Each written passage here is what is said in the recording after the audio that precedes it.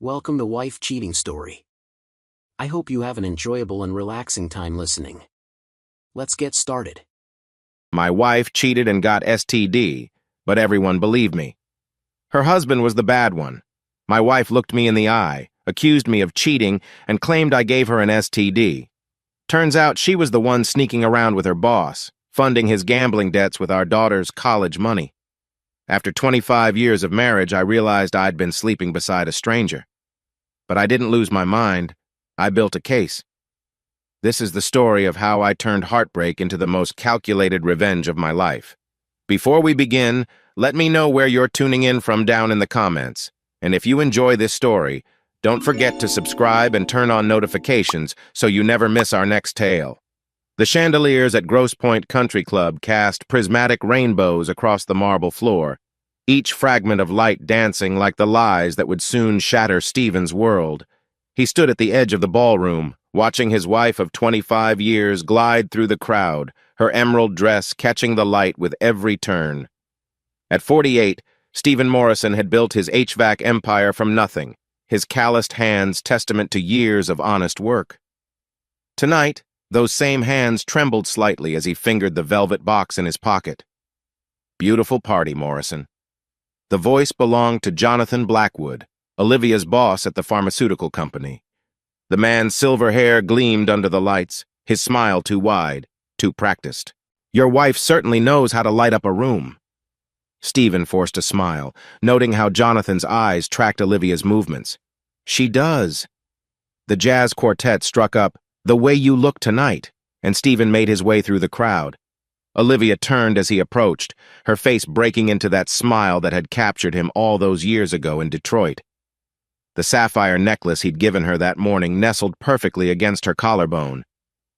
"Dance with me?" He extended his hand. "Always," she whispered, fitting into his arms like she belonged there. As they swayed, Stephen breathed in her familiar scent jasmine and something uniquely hers. "Happy birthday, Liv." "You've already said that about 50 times today." Her laugh vibrated through his chest. "Not enough. I'd say it 1,000 times if... Mind if I cut in?" Jonathan appeared at Stephen's shoulder, that practiced smile still in place. Stephen's jaw tightened, but Olivia's hand squeezed his arm. "Just one dance, honey. I'll be right back." He watched them move away, Jonathan's hand resting too low on Olivia's back, their bodies closer than propriety demanded. Dennis Chen, Stephen's oldest friend, materialized beside him with 2 glasses of scotch. "You see it too," Dennis said, not making it a question. "See what?" But Stephen's eyes remained fixed on the dancers. The way she looks at him, the way he... "It's her birthday, Dennis, let it go." But he couldn't let it go.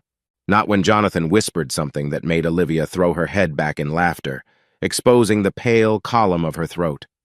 Not when their bodies moved in perfect synchronization, as if they'd done this before. Many times before.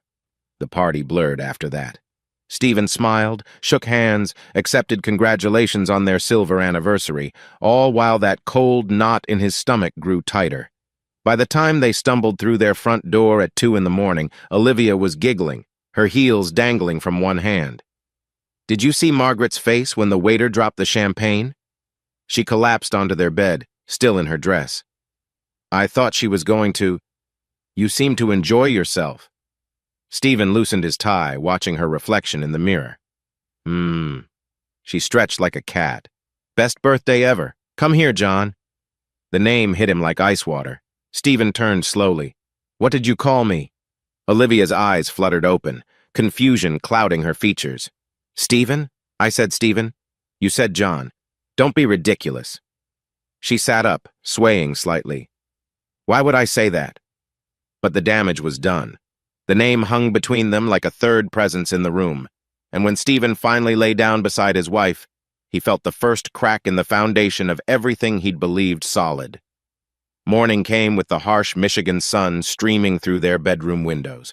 Stephen had been awake since 4, staring at the ceiling, replaying that single syllable. John.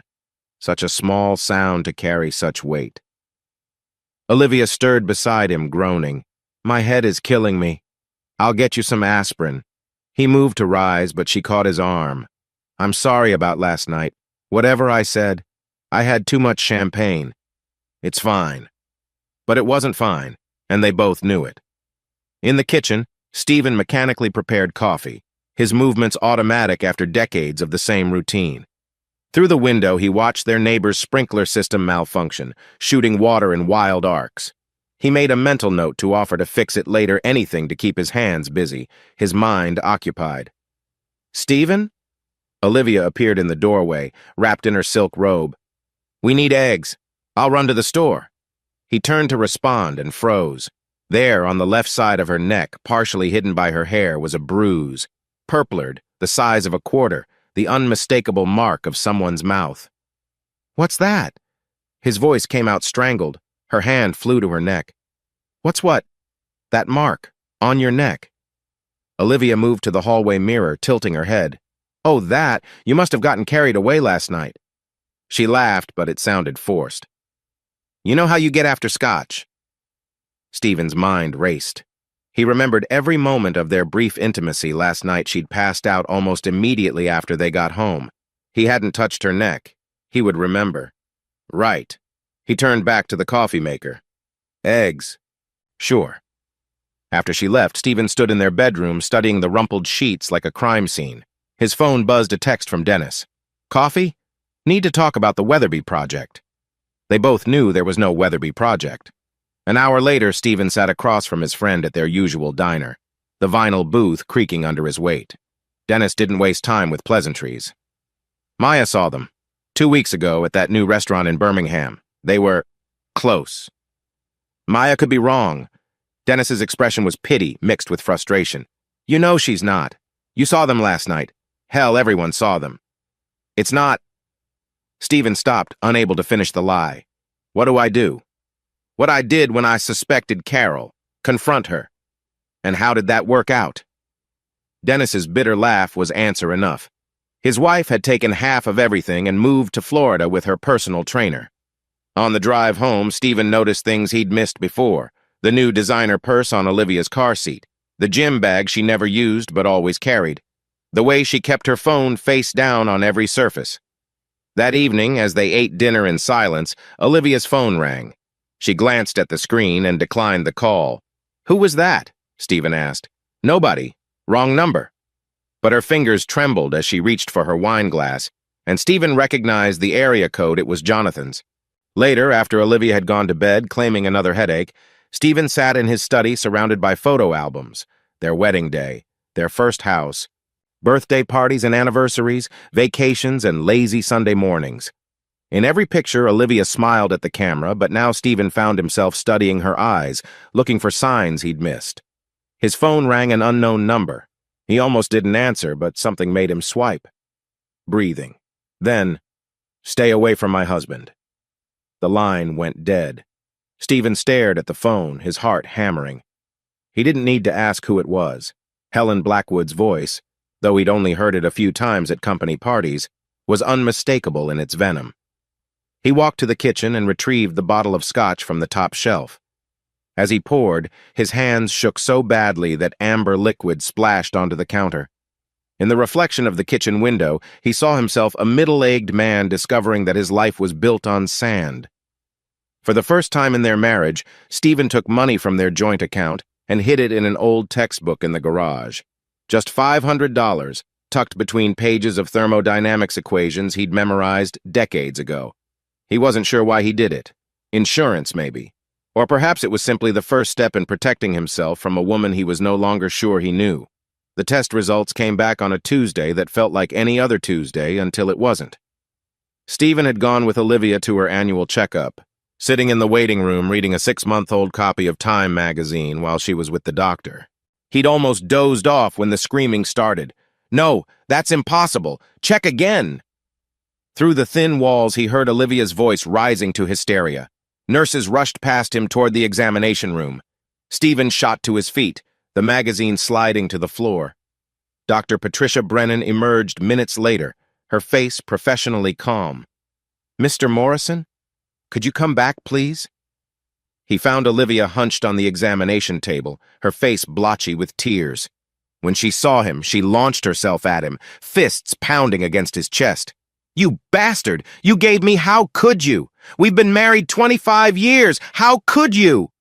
Stephen caught her wrists, bewildered. "Olivia, what's wrong? What's happening?" Dr. Brennan cleared her throat. "Mrs. Morrison tested positive for chlamydia. It's treatable with antibiotics, but—" "Chlamydia?"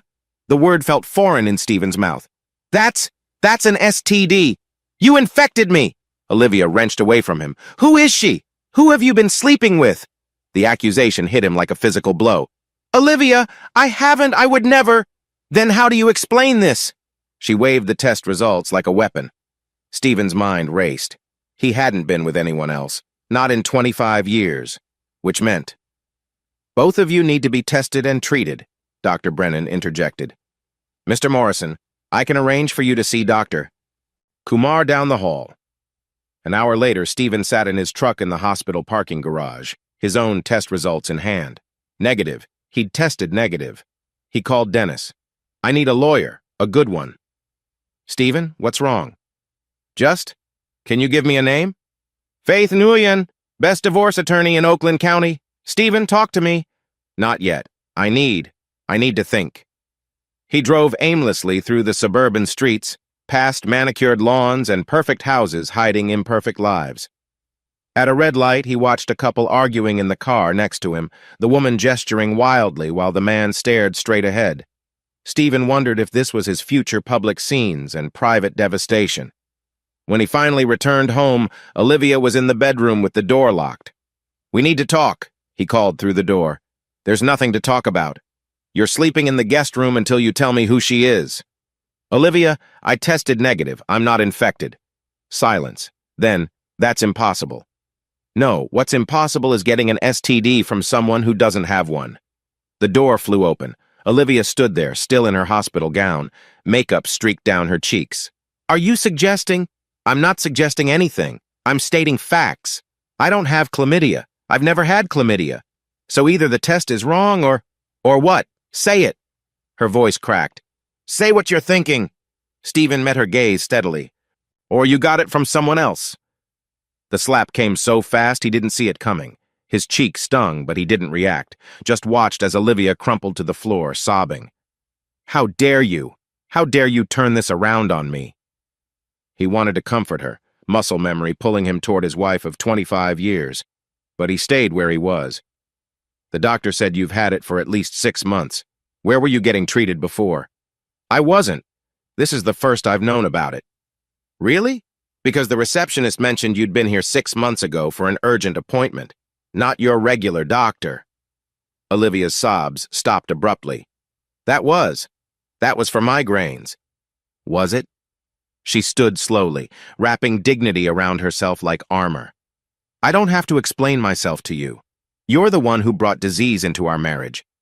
Stephen laughed, a harsh, bitter sound that surprised them both. "Okay, Olivia. Have it your way, but we both know the truth." He spent that night in the guest room, staring at the ceiling, phone in hand. 3 times he started to call the private investigator Dennis had used during his divorce. 3 times he stopped himself. At 3 in the morning, unable to sleep, he crept down to the garage and sat in his truck. The radio played quietly. Tammy Wynette's "Stand By Your Man."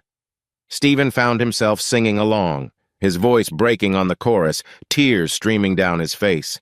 He'd stood by her for 25 years, built a business, a home, a life. And for what? To be accused of the very betrayal she was committing? When the song ended, Stephen wiped his face and made a decision. Tomorrow he would call the investigator. Tomorrow he would start protecting himself. But tonight, he would mourn the death of the marriage he thought he had. 3 days after Olivia left for her pharmaceutical conference in Chicago, Stephen found himself doing something he'd never done in 25 years of marriage, searching through his wife's belongings. The morning sun slanted through their bedroom windows, illuminating dust motes that danced like guilty thoughts. "Just looking for the insurance papers," he muttered to himself, though no one was there to hear the lie. The mahogany dresser yielded nothing but carefully folded lingerie, some pieces he didn't recognize, black lace and red silk that seemed too young, too desperate for a woman of 45. Behind the mirror, his fingers found something else entirely. A small USB drive, black plastic worn smooth from handling. Stephen's hand trembled as he carried it to his laptop. Part of him wanted to throw it away, pretend he'd never found it. But the other part, the part that had been growing stronger since that night at the country club, needed to know. The files opened like Pandora's box. First, a PDF, a lease agreement for a condominium in Royal Oak signed 6 months ago. Olivia's signature at the bottom, but not his. Then the photos. Jonathan and Olivia in a marble bathtub, champagne glasses raised. Jonathan and Olivia on a balcony overlooking the Detroit skyline. Jonathan's hands in Olivia's hair, Olivia's lips on Jonathan's neck. Stephen's stomach lurched. He barely made it to the bathroom before the coffee and bile came up, bitter as the truth he could no longer deny. The phone rang Dennis. "Faith and Nguyen can see you this afternoon, 2 o'clock. "I'll be there." "Stephen, you okay?" "No." The word came out raw. "But I will be." Faith and Nguyen's office occupied the top floor of a Birmingham high-rise, all glass and steel and hard edges. She was younger than Stephen expected, maybe 35, with eyes that had seen too many marriages die. "The photos are problematic," she said, sliding the printed images back across her desk. "Michigan is a no-fault state. Adultery doesn't affect asset division. So they can just—" Stephen's hand found the scar on his chest, pressing hard. "However," Faith leaned forward, "the condo lease, the financial transfers, those we can use. If she's been diverting marital assets to support the affair, that's fraud. What do you need from me?" "Everything. Bank statements, tax returns, business documents. And Stephen?" Her voice softened slightly. "Stop confronting her. Let her think she's winning. The best evidence comes when they feel safe." That evening, Stephen stood in his backyard, watching the sunset paint the sky the color of old blood. In the fire pit, his wedding suit, the navy blue he'd worn 25 years ago when Olivia promised to love and cherish, turned to smoke and ash. The fabric curled and blackened, 25 years of memories going up in flames. He'd kept it all these years, a sentimental fool believing in forever. Now it seemed fitting that it should burn, just like everything else he'd believed in. His phone buzzed. "Olivia. Hi, honey. Conference is going great. Learned so much about the new diabetes medications. How's everything at home?" "Fine." Stephen watched the last of the suit jacket collapse into embers. "Rex misses you. Give him a kiss for me. Oh, and Stephen, I might need to stay an extra day. Some additional meetings came up." "Of course they did." "What's that supposed to mean?" "Nothing. Stay as long as you need." After she hung up, Stephen pulled up the credit card statement on his phone. The Chicago Conference Hotel showed no charges, but there was a charge from that same day, a bed and breakfast in Traverse City, Michigan. He closed his eyes, seeing Olivia and Jonathan on some romantic getaway, laughing at the stupid husband back home. The image burned worse than the smoke stinging his eyes. Stephen Morrison had built his HVAC empire on precision and planning. Now he applied those same skills to the demolition of his marriage. "I've been let go." He slumped into the kitchen chair, letting his shoulders sag just right. 3 days of practice in the mirror had perfected this performance. Olivia's coffee mug stopped halfway to her lips. "What?" "Stephen, what happened?" "Budget cuts. They're bringing in some young hotshot from corporate." He rubbed his face, careful to make his hands shake slightly. 20 years with the company, and they give me 2 weeks severance." "Oh my God." She set down the mug, but Stephen noticed she didn't come to him, didn't offer comfort. "What about the Northville project?" "Gone. All of it." He let his voice crack. "I don't know what we're going to do." What happened next would have broken his heart a week ago. Now it only confirmed what he already knew. Olivia's face cycled through emotions, shock, calculation, decision before settling on false sympathy. "We'll figure it out," she said, but her fingers were already dancing across her phone screen. "I have some savings we can use." "You do?" "From my bonuses. About 50,000. She said it casually, like mentioning grocery money. Stephen knew exactly where that 50,000 was in their daughter's college fund. He'd checked the balance yesterday. "I'll transfer it to checking tomorrow," Olivia continued, still typing. "We need to be smart about this." That afternoon, While Olivia was at her yoga class, Stephen met with the private investigator in a diner parking lot. Marcus Wheeler looked like an accountant, not the ex-cop Dennis had promised. "Your wife withdrew the money an hour ago," Marcus said, sliding a tablet across the truck's bench seat. "Want to guess where she went?" The surveillance footage was grainy but clear enough. Olivia in the Wells Fargo parking lot handing an envelope through the window of a black Mercedes. Jonathan's Mercedes. Jesus! Stephen's knuckles went white on the steering wheel. "There's more." Marcus swiped to another video. This is from Tuesday.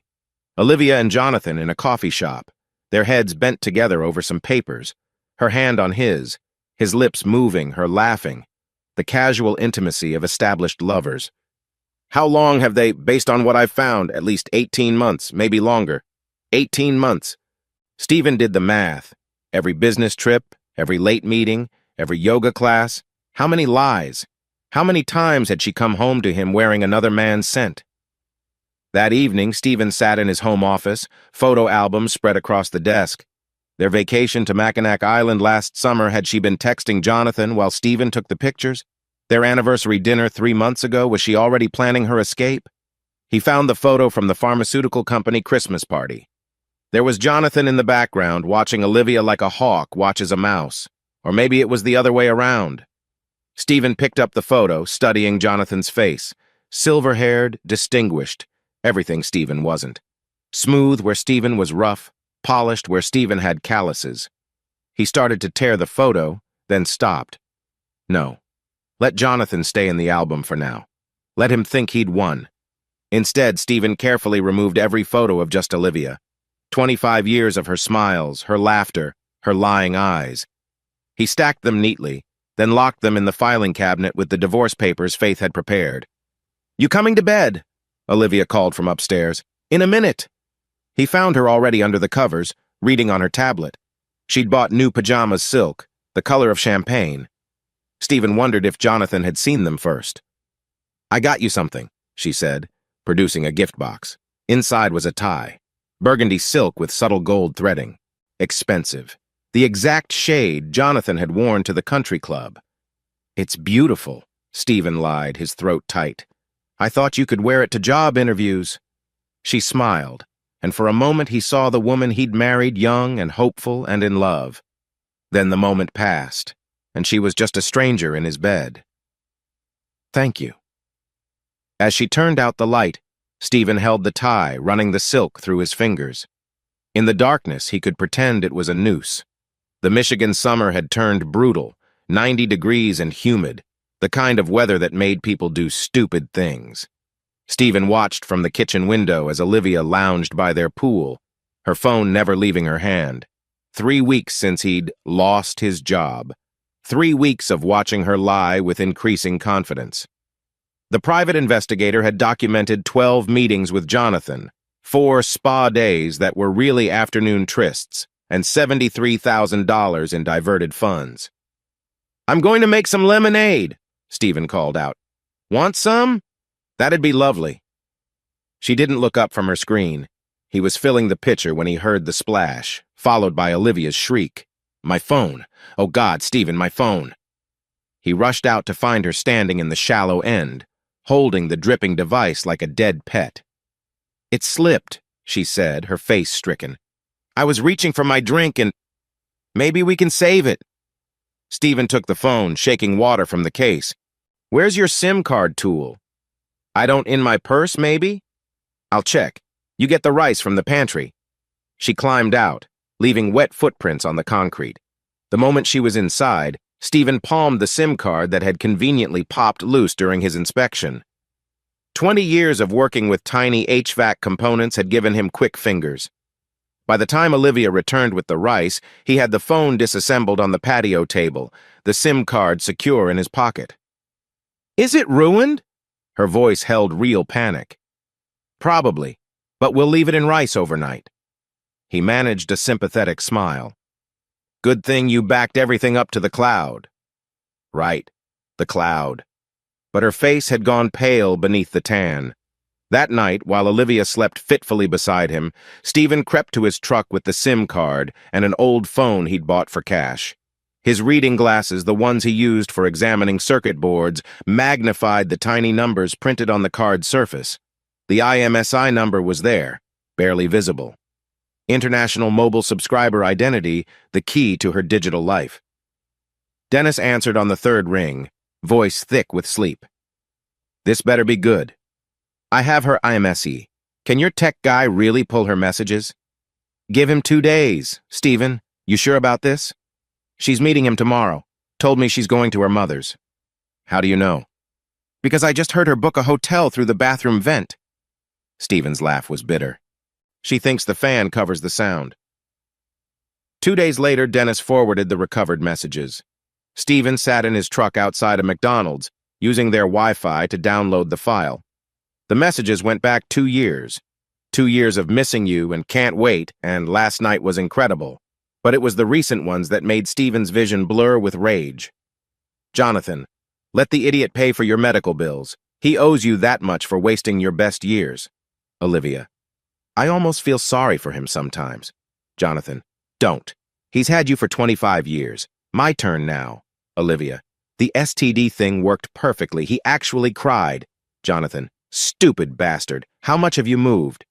Olivia, almost 100K. He has no idea. Stephen's hands shook so badly he nearly dropped the phone. The cruelty of it making him think he'd infected her, watching him cry, laughing about it with her lover. He drove home slowly, carefully, the way you do when your world is tilted off its axis. Olivia's car was in the driveway. Through the window, he could see her in the kitchen, making dinner like a normal wife in a normal marriage. Rex bounded up as Stephen entered, tail wagging. At least the dog's love was real. Hey, boy. Stephen knelt, burying his face in the golden retriever's fur. At least you're loyal, aren't you? Talking to the dog again? Olivia appeared in the doorway, wooden spoon in hand. Dinner's almost ready. Pot roast your favorite. Smells great. She'd made his favorite meal. Set the table with their good china. Lit candles. For a moment, Stephen wondered if she knew, if this was her way of saying goodbye. Then she smiled that lying, practiced smile and said, I thought we should have a nice dinner. You've been so stressed about the job situation. That's thoughtful. They ate in relative silence, the clink of silverware loud in the space between them. Olivia kept refilling his wine glass, her own barely touched. Stephen, she finally said, reaching across the table. Whatever happens, I want you to know I love you. The words hit him like physical blows. Even now, even knowing everything, part of him wanted to believe her. I love you too, he said, and realized with a shock that it was still true. He loved her. He just couldn't trust her. Later, as they loaded the dishwasher side by side, Olivia's new phone buzzed. She glanced at it, then quickly away. Anyone important? Stephen asked. Just Mom, confirming lunch tomorrow. Stephen nodded, drying his hands on the dish towel. Tomorrow, while she was with Jonathan, he would meet with Faith to finalize the divorce papers. The beginning of the end. I'm taking Rex for a walk, he said. Outside, under the humid Michigan stars, Stephen let the tears come. Rex pressed against his leg, whimpering softly. It's okay, boy, Stephen whispered, though nothing was okay, and might never be again. At least we have each other. The call came at 7 in the morning, Olivia's voice tight with pain that Stephen might have believed a month ago. I'm at Beaumont Hospital. They think it's appendicitis. Stephen gripped the phone, his free hand automatically finding the scar on his chest. Which Beaumont? Royal Oak. Can you come? I'm scared. 20 minutes later, Stephen walked through the emergency room doors, the antiseptic smell bringing back memories of his own heart surgery 8 years ago. But Olivia wasn't in the ER. She wasn't in admitting. She wasn't anywhere. I'm looking for my wife, he told the desk nurse. Olivia Morrison? She called about appendicitis?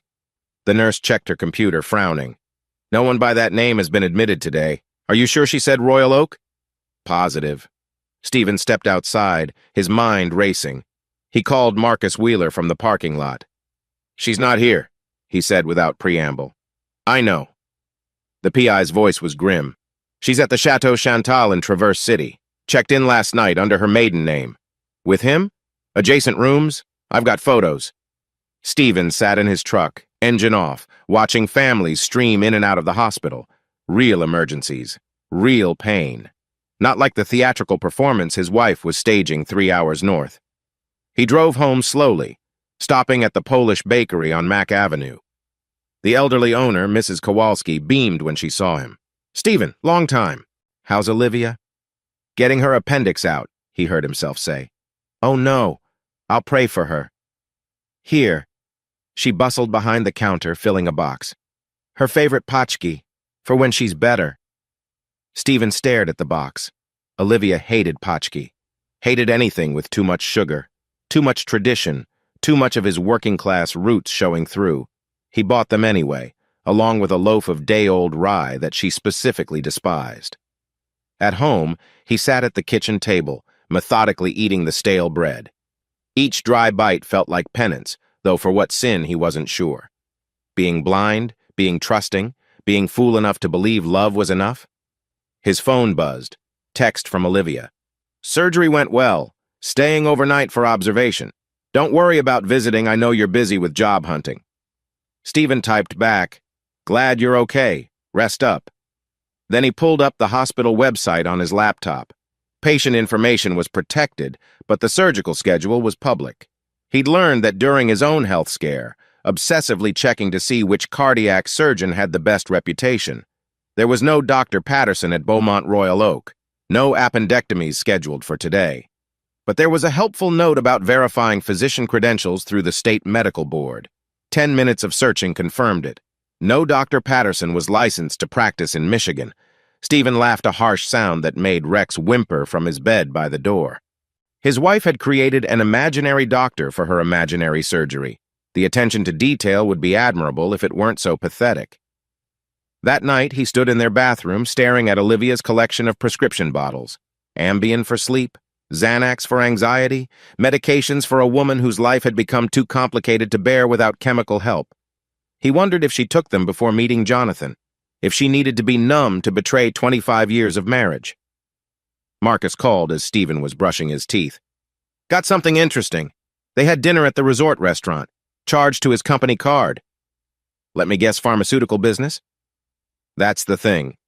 The receipt shows 2 bottles of wine, oysters, filet mignon. Not exactly a business dinner." "His wife, no. That's tomorrow's project." Stephen spit toothpaste into the sink, watching it swirl down the drain. Tomorrow he would drive to Jonathan's house. Tomorrow he would meet Helen Blackwood. But tonight, he had one more piece of bread to choke down, one more lie to swallow. He settled into the guest bed with his laptop, pulling up the credit card statements. There it was, the charge from Chateau Chantal. She hadn't even tried to hide it. Maybe she wanted to be caught. Maybe this was her way of forcing his hand. Rex padded in, jumping onto the bed despite the rules. "She's not here to yell at you," Stephen said, scratching behind the dog's ears. "Might as well enjoy it while it lasts." His phone lit up with another text from Olivia. "Love you." Stephen stared at the words until they blurred. Then he turned off the phone and closed his eyes, listening to Rex's steady breathing and trying to remember when those words had stopped meaning anything at all. The Blackwood house squatted in Birmingham like a monument to new money, all glass and angles and aggressive modernism. Stephen parked his work truck between a Tesla and a Maserati, feeling like a plumber who'd taken a wrong turn. Helen Blackwood answered the door herself, 60 years old but trying for 40, with that brittle beauty that came from too much Botox and not enough happiness. "Mr. Morrison." It wasn't a question. "I wondered when you'd show up." She led him through a house that felt more like a museum than a home. Everything white and chrome and untouchable. They settled in a sunroom that overlooked a perfectly manicured garden. "How long have you known?" Stephen asked. 2 years. Helen poured herself vodka from a crystal decanter, didn't offer him any. "Maybe longer. The signs were there if I'd wanted to see them." "Why didn't you leave?" Her laugh was like breaking glass. "Stage 4 breast cancer. Diagnosed 3 years ago. I needed his insurance and he needed my money. Marriage of convenience." She took a long drink, studying him over the rim. "You're different than the others." "Others?" "Oh, honey, your wife isn't his first secretary, won't be his last." Helen stood, swaying slightly. But she's the greediest. That's what you're here about, isn't it? The money? Stephen's hand found his scar. I don't understand. No, you wouldn't. She moved to an antique desk, producing a manila folder. My husband has a gambling problem. Poker, specifically. Owes some very unpleasant people about $300,000. Jesus. Jesus has nothing to do with it. She handed him the folder. Bank statements, loan documents, IOUs to people you don't want to owe. Your wife's been funding his losses. Stephen flipped through the papers, his stomach dropping with each page. Wire transfers from accounts he recognized. Their retirement fund, their daughter's college money, all funneled through Olivia to Jonathan's creditors. This is evidence. Embezzlement from his company, wire fraud. Take your pick. Helen returned to her vodka. My lawyer says it's enough to freeze their assets. Maybe send them both to prison. Why are you helping me? For the first time, Helen's mask slipped. Underneath was a woman hollowed out by pain and betrayal. Because I'm dying. Because he promised to take care of me and instead he's fucking your wife. Because... She stopped, pressing a hand to her chest. Because I want him to hurt like I hurt. She swayed, face going gray. Stephen jumped up, catching her as she collapsed. Pills, she gasped. Kitchen counter. He ran, finding the nitroglycerin tablets next to bottles of morphine and medications he couldn't pronounce. By the time he got back, she was on the floor, lips blue. Under the tongue, she whispered. He placed the pill, holding her head in his lap while she struggled to breathe. 5 minutes felt like 5 hours before color returned to her face. Don't call anyone, she said as he helped her to the couch. This happens sometimes. You need a doctor. I need a drink. But her hands shook too badly to hold the glass. Stephen poured water instead, helping her sip. How long do you have? 6 months, maybe less. She closed her eyes.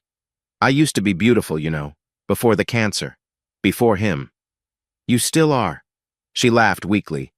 Liar, but a kind one. She gripped his hand with surprising strength. Make them pay, for both of us. Stephen gathered the papers, pausing at the door. What will you do?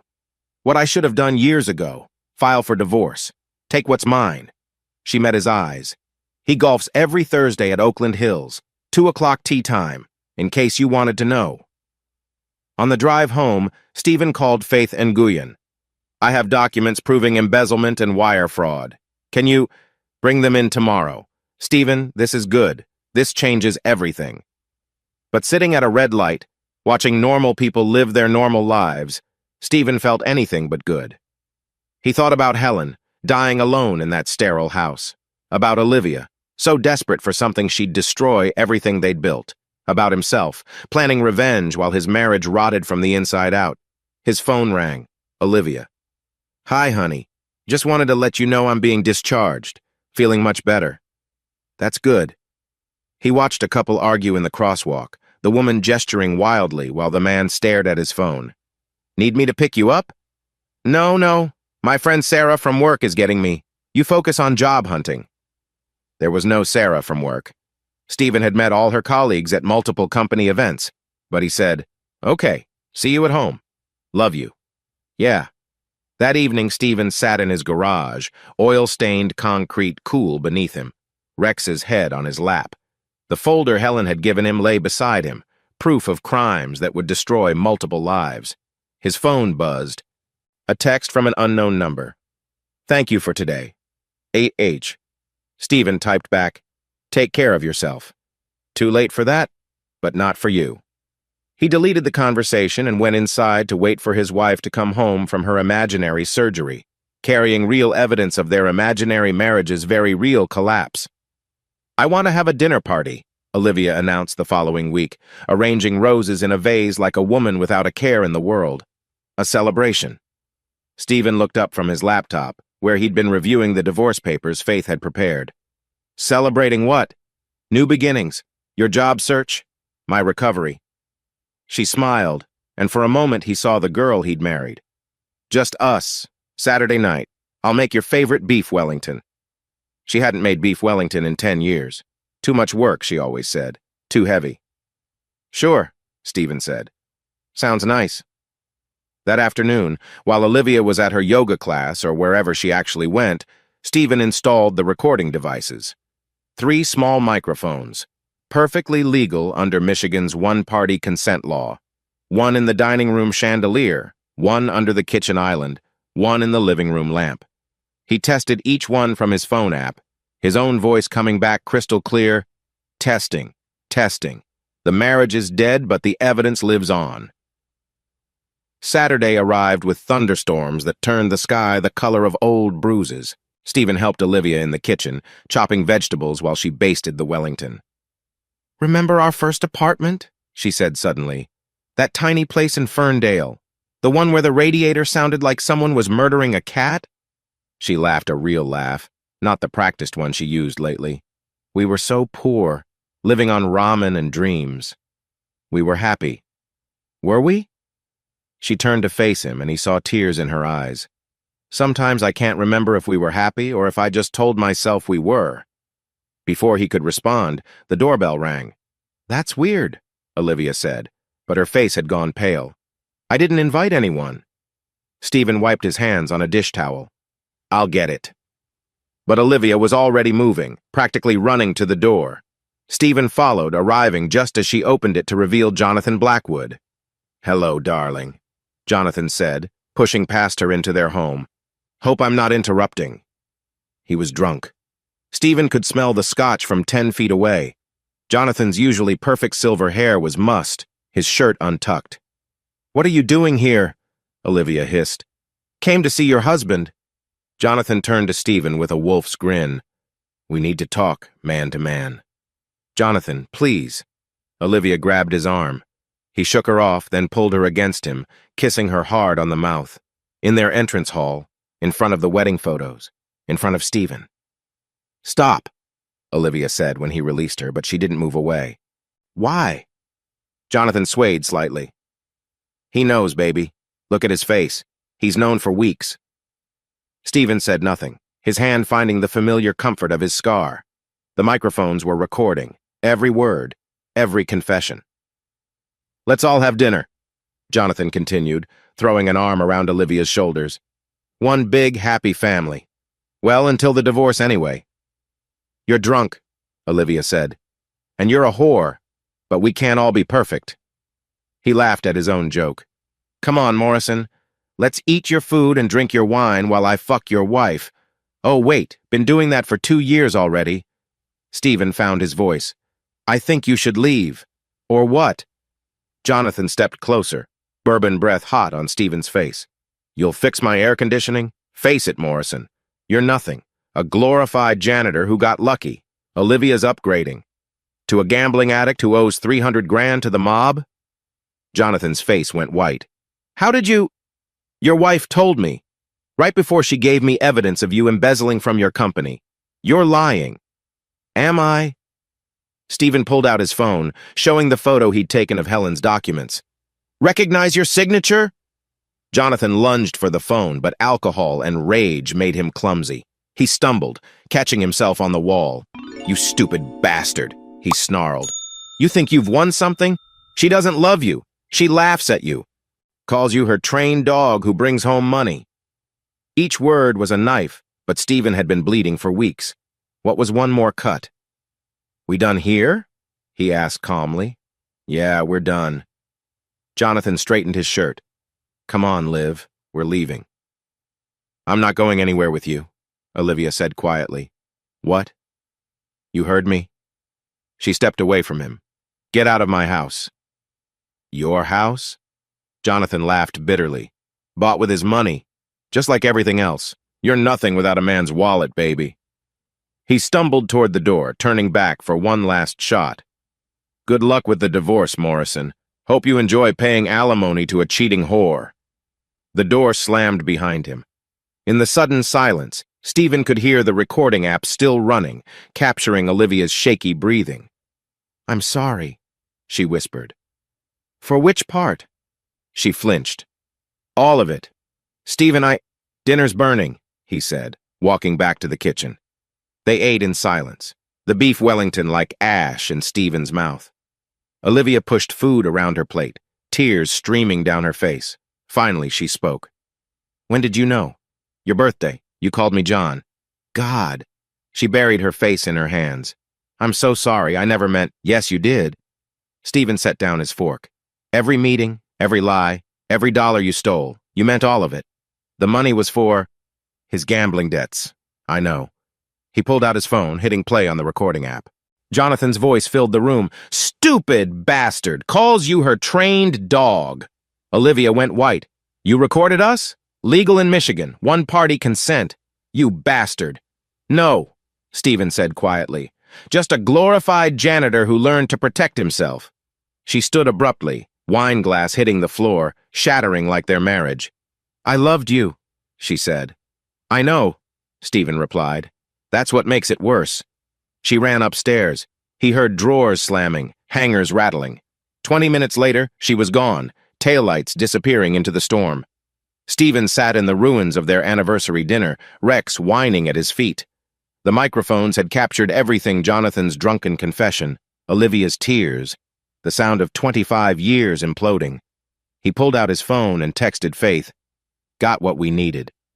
Then he poured himself a scotch and waited for the storm to pass. 3 weeks after the disastrous dinner party, Olivia returned. Stephen heard her key in the lock at 6 in the morning, watched from the kitchen window as she struggled with 2 suitcases up the front walk. She looked smaller somehow, diminished, like a photograph left too long in the sun. We need to talk, she said, standing in the doorway like a stranger asking for directions. Coffee's fresh. He didn't turn around, focusing on scramming eggs that neither of them would eat.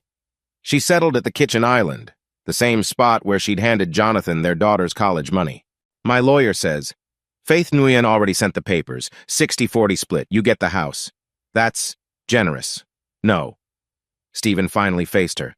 That's what happens when you steal $100,000. Be grateful it's not worse. Her face crumpled. Stephen, I never meant. Stop.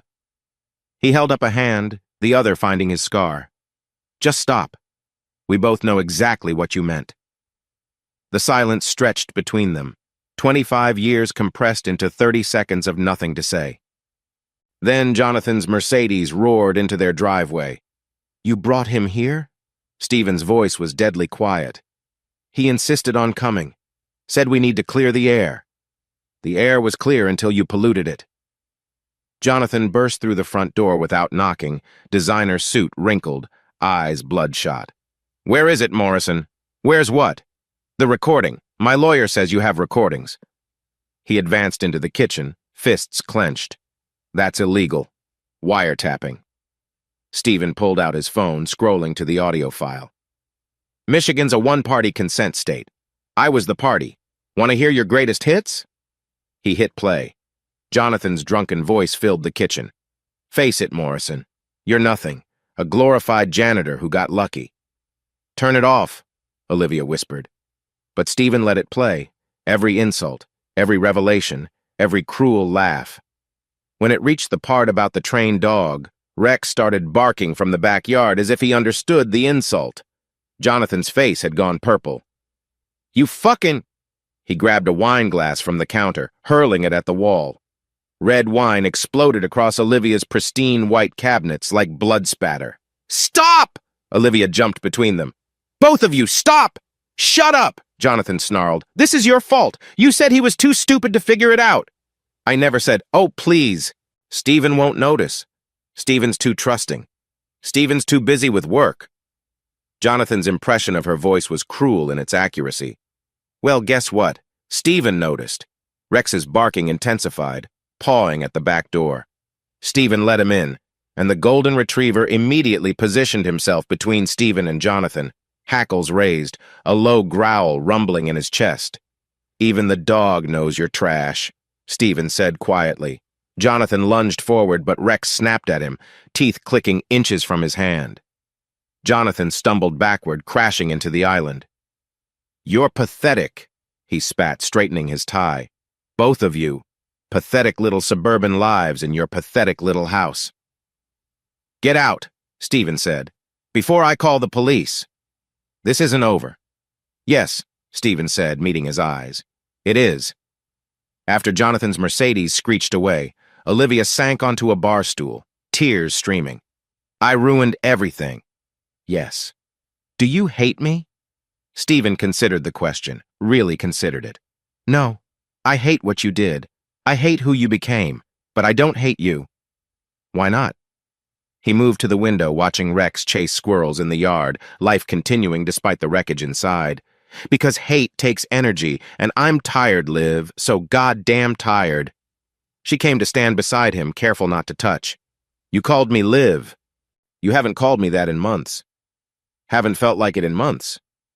What happens now? Stephen pulled out a second phone, one she'd never seen. Now you listen to this, all of it. Then you sign the papers.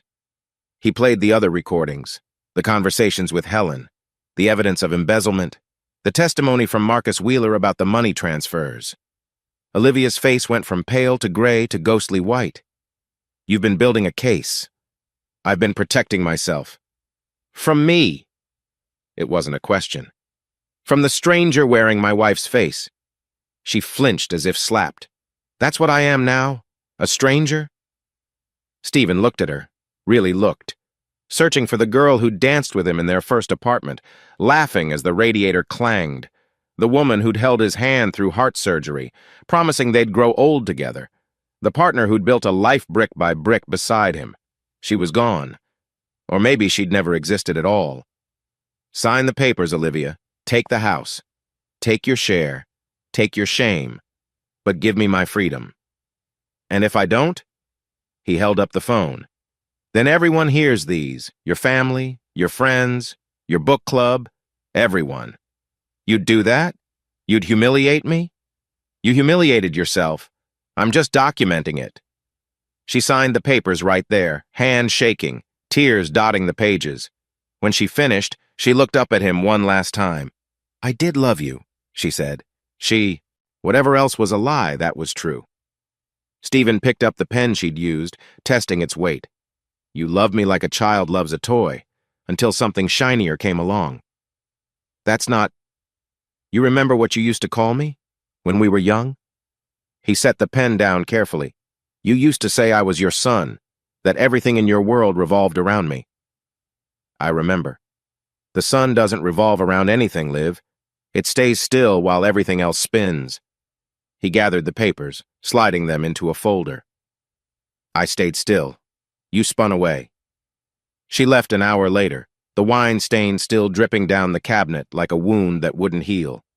Stephen stood in his empty kitchen. Rex pressed against his leg and felt something he hadn't expected. Relief.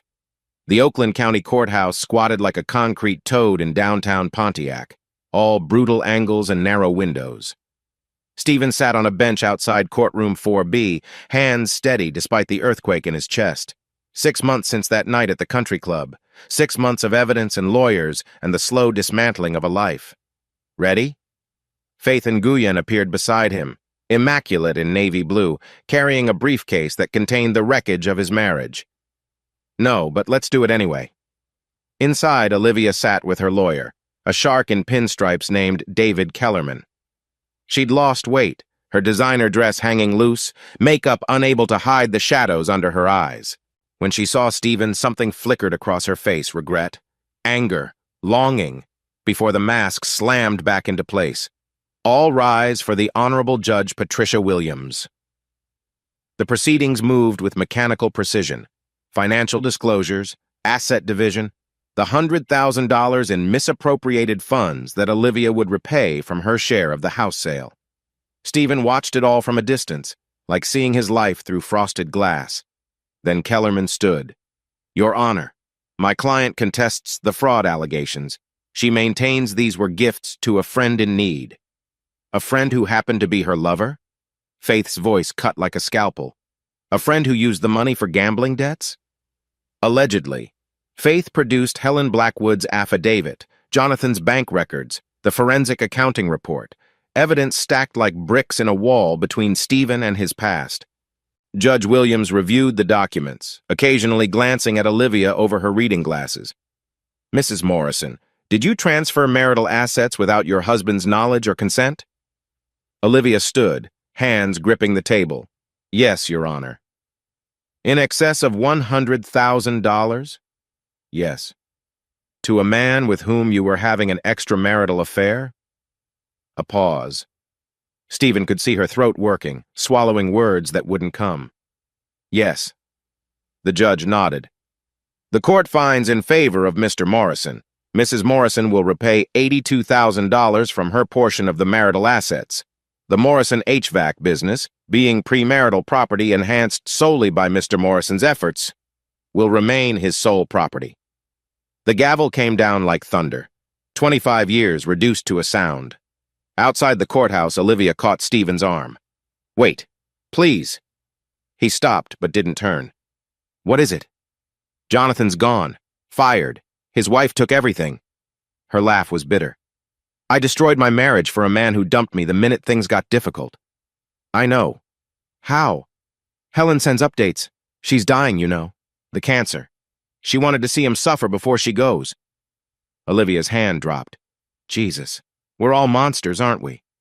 No, Stephen said, finally looking at her. We're all just people who made choices. You made yours. What about forgiveness? You always said, I forgive you. The word surprised them both. But forgiveness doesn't mean forgetting. Doesn't mean trusting. Doesn't mean taking you back. Then what does it mean? Stephen thought about it, hand absently finding his scar. It means I hope you find whatever you were looking for, just not with me. He left her standing there, a designer-dressed ghost haunting the courthouse steps. That evening, Stephen met Dennis at their usual bar, a dive in Ferndale that hadn't changed since the 80s. How'd it go?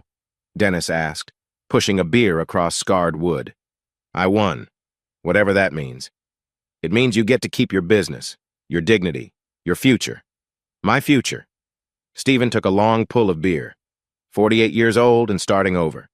Better than the alternative. Trust me. Dennis raised his glass. To new beginnings. To endings. Clean ones. They drank in comfortable silence. Two middle-aged men who'd learned that sometimes love wasn't enough. The Tigers were losing on the TV above the bar, but nobody cared. It was just background noise, like so much of life. Stephen's phone buzzed. Text from an unknown number. Heard about the settlement. Jonathan's creditors came calling. Had to sell the condo. Thought you should know. Helen. He showed Dennis, who whistled low. Karma's a bitch. No, Stephen said, deleting the message. Karma's just math. Actions and consequences, balanced like an equation. Later, alone in his truck, Stephen drove past the house he'd shared with Olivia. A for sale sign stood in the yard, their life reduced to square footage and asking prices. He didn't slow down, didn't look back. At home, his home now, rented, but his Rex greeted him with the unconditional love that only dogs could manage. Stephen knelt, burying his face in golden fur that smelled like sunshine and possibility. Just you and me now, boy. Think we can handle it? Rex's tail wagged answer enough. Stephen made dinner for one, watched TV shows Olivia had hated, left his shoes wherever they landed, small freedoms, but freedom nonetheless. When he finally climbed into bed, a new bed, in a new room, in a new life, he felt something he hadn't expected. Peace. Outside, a storm was building over Lake St. Clair, lightning illuminating the water in snapshot moments. Stephen watched from his window, one hand on Rex's head, the other over his heart, still beating, still his. Tomorrow he'd visit his father's grave, tell the old man he finally understood why trust was a luxury the Morrisons couldn't afford. Tonight, he'd sleep without checking locks, without wondering where his wife was, without the weight of willful blindness. The storm broke, rain hammering the roof like applause. Stephen smiled the first real smile in months and closed his eyes. 2 years later, Stephen Morrison stood on the shore of Lake Superior, watching sunrise paint the water copper in gold. The cabin behind him was small but solid, built with his own hands over 18 months of weekends. Every board, every nail, every shingle placed with the same precision he'd once reserved for HVAC systems. He'd sold the business to his best technician, keeping enough to live simply but well. The work had been killing him slowly, not the physical labor, but the memories embedded in every job site, every customer who asked about Olivia. Rex, grayer now around the muzzle, chased gulls along the rocky beach, barking at birds that ignored him with magnificent disdain. The morning air bit sharp and clean, nothing like the suburban staleness Stephen had breathed for decades. His phone rang, the new smartphone bought because the old one held too many ghosts. Dennis's name on the screen. "You see the news?" Dennis asked without preamble. "I don't get the news up here. Jonathan Blackwood, arrested for embezzlement, finally caught up with him." Stephen felt nothing. No satisfaction, no vindication, just the hollow echo of old pain like pressing on a healed bruise. Good for Helen. She died 6 months ago, but her lawyer made sure the case went forward. Oh. Stephen sat on a driftwood log worn smooth by Superior's endless patience. "I didn't know. She planned it all. Left evidence with the DA, testimonies, a paper trail a mile long. Even from the grave, she got him." After Dennis hung up, Stephen sat watching the water, thinking about Helen Blackwood's final revenge. All that energy spent on hate, on ensuring her husband's destruction. He wondered if it had brought her peace in those last moments, or if she'd died as bitter as she'd lived. A car engine broke the morning quiet. Stephen turned, not recognizing the Toyota Camry until Olivia stepped out. She looked older, softer somehow, wearing jeans and a sweater instead of her usual armor of designer clothes. "Hello, Stephen."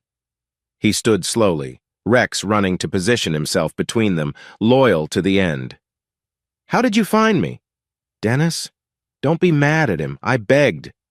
She stopped 10 feet away, respecting the distance. "I heard about the cabin. Had to see for myself." "Why?" "Because I'm sick." She said it simply, no drama. "Ovarian cancer, stage 3. Started chemo last month." Stephen's hand found his scar, the old gesture automatic. "I'm sorry." "Are you?" He considered lying, then decided he'd done enough of that for one lifetime. "Yes. I wouldn't wish that on anyone." "Not even on someone who destroyed your life?" "You didn't destroy my life. You destroyed our life. There's a difference." They stood in awkward silence. 27 years collapsed into the space between them. Finally, Olivia spoke. "I need $15,000 for treatment. Insurance only covers so much, and I—" She swallowed hard. "I spent everything on lawyers and bad decisions." "Jonathan?" "Gone the day after the divorce finalized. Moved to Vegas, last I heard. Before the arrest, anyway." Her laugh was hollow. "I lost everything for a man who saw me as a wallet with benefits." Stephen pulled out his checkbook, still carried it, old habits dying hard. Wrote the check without hesitation, tore it free, held it out. She had to step forward to take it, close enough that he could smell her perfume. Different now, softer, like she was trying to be someone else. "This is the STD money from years ago," he said quietly.